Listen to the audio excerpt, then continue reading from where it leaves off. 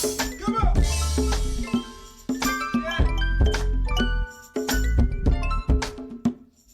Yeah. Come on. Yeah.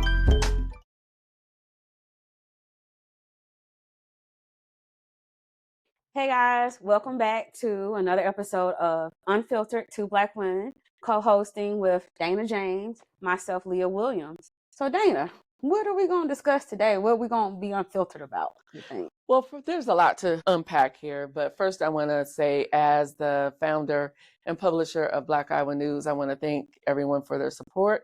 Right now, we are running a campaign to raise money for the newspaper. So if you're able to help support Black Iowa News, subscribe to Black Iowa News. I encourage you to hit up our socials, the website, blackiowanews.com, and help us be able to keep the newspaper free and keep the news flowing border to border in the state. So that's my first thing. Okay. Well, But what's on your mind today, Lya? What's what is sticking never for not you? on my mind? Well, it's going to be that random thought. Well, first, I mean, a lot of people by now, if you are not on social media, you've heard about Nolan, the 18-year-old that they couldn't find over the 4th of July weekend in Mississippi. The other thing is online bullying, as well as we recently had gun violence, unfortunately, with a young lady, Tiani, I believe is how her name is pronounced. All that stuff circulating as a parent really had me a little shook because when you, first of all, we're in Iowa, let's go there. So being in Iowa, already the platform is set out for who you might tend to hang out with. And I'll just say it, so I'm not trying to be offensive, but you know, I have a kid, we live in a suburb, so majority of his friends are white. And I worry sometimes because what people may mean for a joke may not necessarily mean a good joke. And it's hard to have conversations when you're being inundated with news coverage because we don't know what happened. But my speculations are with the majority of people that there's some foul play because the attorney, Ben Crump, has now been brought into it. And if you're not familiar, this young man is an athletic person and went out on a boat 4th of July weekend, you know, the 250 years we celebrated, right, for America. Well, some. And so he did not return. And he hadn't returned in over several hours, but everybody else that he had went out on the boat with happened to make it back. They just so happened to also be white. But he finally was discovered dead. So now we're left with not knowing. And as a mom, knowing that that mom is now mourning the loss of a child, like that's the worst thing you want to hear is, I allowed my kid to go out and hang out with friends thinking they would be back. Like I know Monday when it discovered that was the last thing that would hear it. So that's what was on my brain about it. What about you? Well, we don't know what happened. And so I think we have to wait for more information to come in. But to me, just because he was the only Black teen there with all white friends, that's not alarming. I think the question, though, is about the broader issue of safety, about Black people and their safety. I think, so often I know growing up, a lot of my parents, wanting my sister and I, to be as close as we were, a lot of it is that safety in numbers. A lot of it is Black people pretty much always have to be thinking about their safety. I often say that we're only as safe as the will of the crowd. And if you think about that, especially today where the anti-Blackness is just so, it has gotten to be in the last several years to be so overt that you could be at the grocery store, you could be anywhere and something pop off and that crowd turn against you. And as we know, we see with how police violence works in the good old United States of America, the police could roll up and then you're in the wrong, you're getting dragged off to jail, or worse, you're getting killed. So us being safe, especially in environments like we're in Iowa, has always been something that I've been, super thoughtful about being safe. And it reminds me of some of those videos that we've seen online where you'll see like a Black person running and then another person, another Black person will see them running. They don't ask questions. They just start running too. They feel like, well, whatever he's running from, I'm gonna run from too, because it's probably, aimed at both of us. And it's funny, but it's not funny that we're really operating Out of fear. and under siege, out of this feeling of we're under siege. we're always, we're always been looked at. It's present in my mind all the times that, like when I was in high school, I can remember walking home and there was a white woman sitting in her car. And as I got by her, the door locked. I've heard that door lock sound so often, that it's like, really? And I can also remember not that long ago being at a retail store, and there was a white woman. She had her purse in the basket.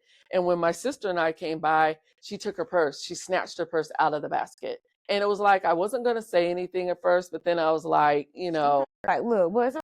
exactly, what's up? Nobody wants your little funky purse. I had to, check her. And then, of course, it's always I didn't mean that. But your actions said everything. Everything I think about with my brother, he happens to be, I'm short, so he's 6'1", and when he got on the elevator, when I worked in the federal building, I remember people moving a little further away, and he and I laughing because it's like my brother's this big teddy bear, right? I mean, of course, don't provoke anybody. But the other thing I think too is when you used to have to go to the cell phone store and you had to take a queue. I remember it was a taller white guy. I mean, of course, it's not that hard to be taller than me, but he was at least like 6'5", and he thought he was gonna shout and yell at me because he wanted to go before me. And I thought nobody in the store thought to say anything to him or do anything. And that's the other part of it. It's like being as a Black woman out, you also are caught between having to have the fear, right? But at the same time, gotta protect yourself. The disrespect is just so great that we face, especially as Black women when we're in public places. Like, that disrespect is real. Look at the story right now where the Black woman got into some sort of road race situation. It was, I believe, in a Walmart parking lot, and the white gentleman was you talking about when he was a military person. And anyway, she came out and she ended up using the stand your ground law, and she shot and killed him. And now it's a big deal all over social media. But again, like, our safety is always, like I said, is subject to the will of the crowd. Like, again, it just sucks because even in that story that I told y'all we Unfiltered, even in that thing, like, you clearly could hear her telling him back off, right, back off. Now, we know how the story go. Well, why didn't they listen the first time? Why didn't they comply? Why didn't he comply? Like, we know we've been here before. But it's funny how things flip back and forth. Like, we were going to discuss, like, the online bullying.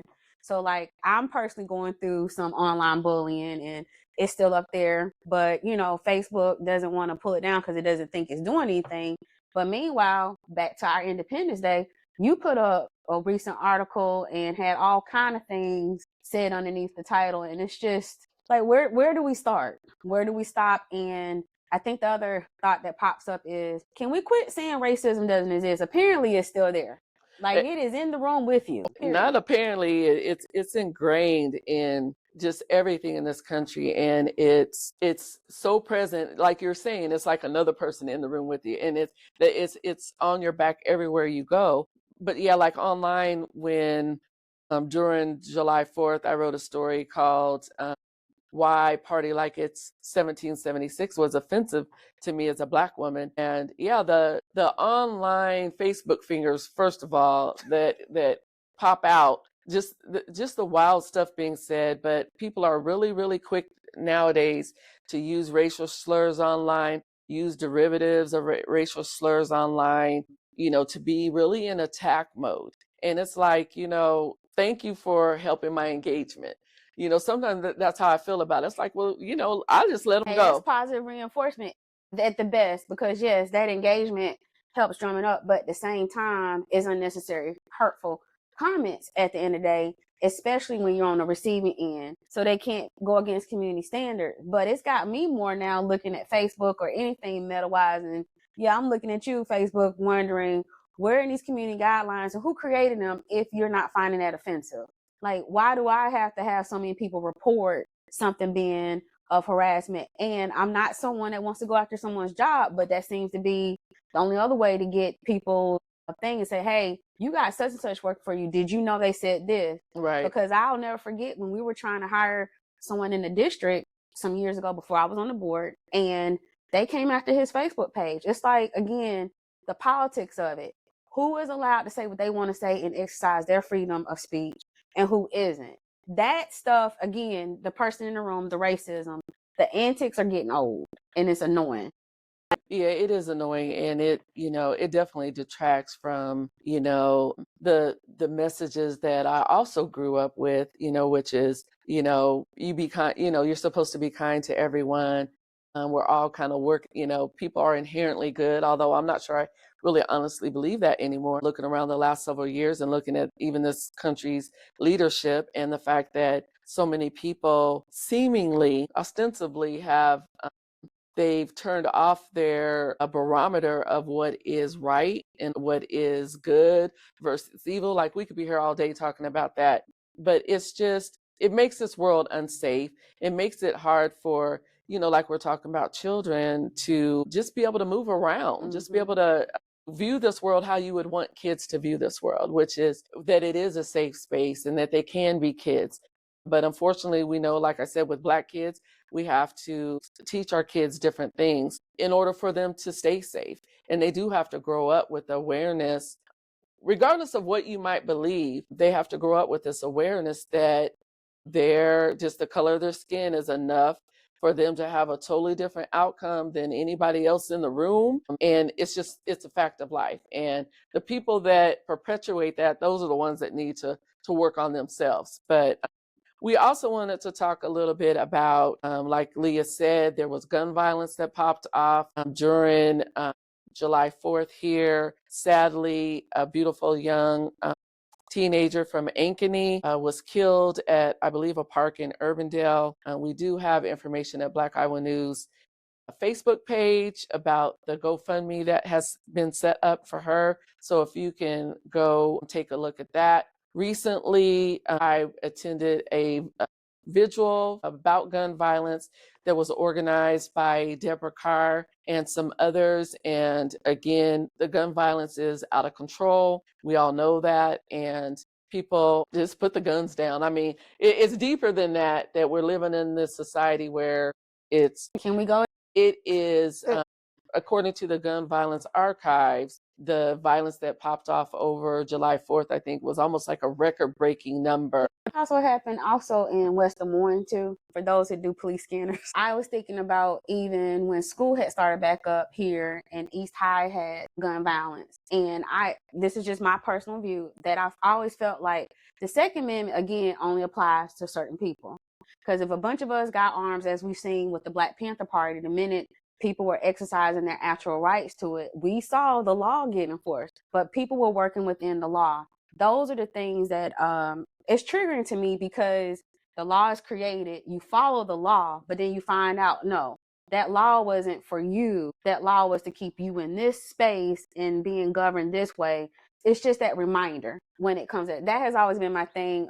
When Dave Chappelle even joked about it too, like, hey, we see it. If it will take us being armed, Black people, and then all of a sudden there's not going to be probably any more NRA or our outgoing governor. To me, what was it? I think, forgot what year it was, but you remember when they said they was going to allow teachers to have guns in the classroom, and I'm like, absolutely not. You will not be in there in a classroom with my kid.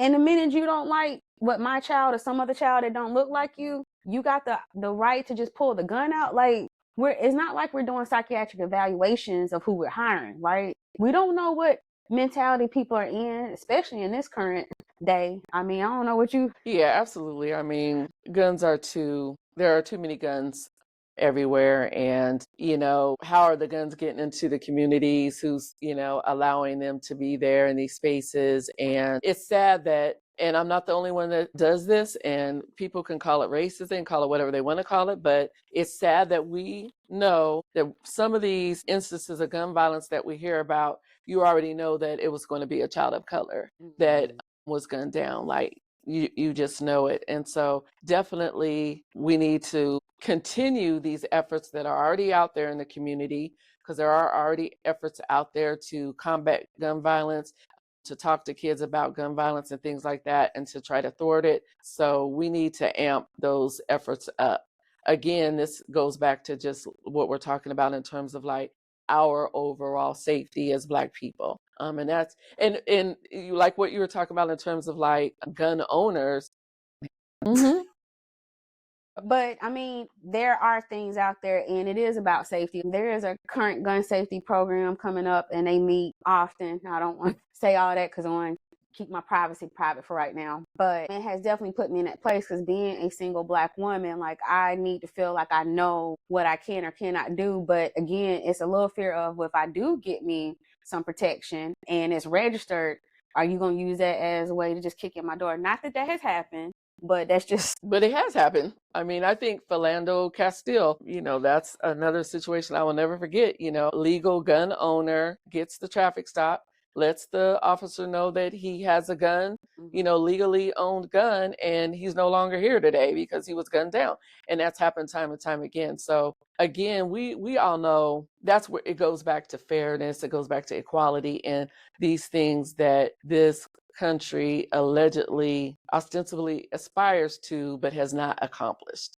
We're not there yet. And by all means, the way it looks, it's going to be a lot longer before we get there because there's all these real efforts, our government included, that is doing everything they can to set us back in terms of voting rights, civil rights, everything. And that will be definitely future conversations that we'll have here and that Black Iowa News wants to have more broadly is what can we do to encourage people to really exercise their right to vote, regardless of whether you think that candidate is a great candidate, the perfect candidate. We know perfect doesn't exist, at least here on this earth, it doesn't. But we've got to do more about trying to find a candidate that mirrors our views and that will not go up to that golden dome and turn their back on us and lie to us and play us. We've got to do more about that. So we'll definitely be talking about that more. But we're really glad you could join us today. If you have topics that you want us to talk about, or if you would like to be a guest on the podcast, we'd love to have you on. Lya, any final words? Just thank you guys for the support. I've gotten lots of compliments and stuff about the conversations and seeing that people want to have real and listen to real conversations. So yes. So yeah, echoing you, like, please, like, email us. We have our social medias and let us know what is it that we need to discuss that you would like to hear more of. Thanks for joining us.